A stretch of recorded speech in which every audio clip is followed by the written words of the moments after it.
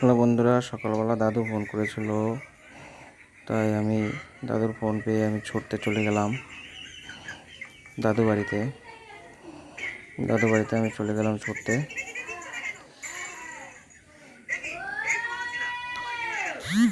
দাদু আমাকে বলছে যে দিদা মাঠে ঘাস কেটেছে, তার ঠিকানাটা বলছে কোন জমিতে ঘাস কেটেছে,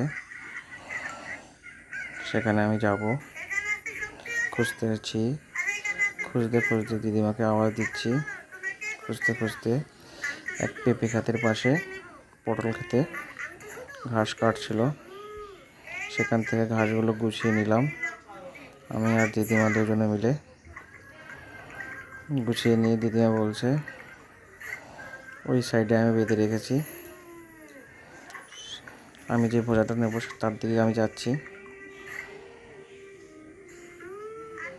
এই যে এই বোঝাটাতে আমি নিয়ে আসবো, এটা রেডি করে রেখেছি দিদিমা।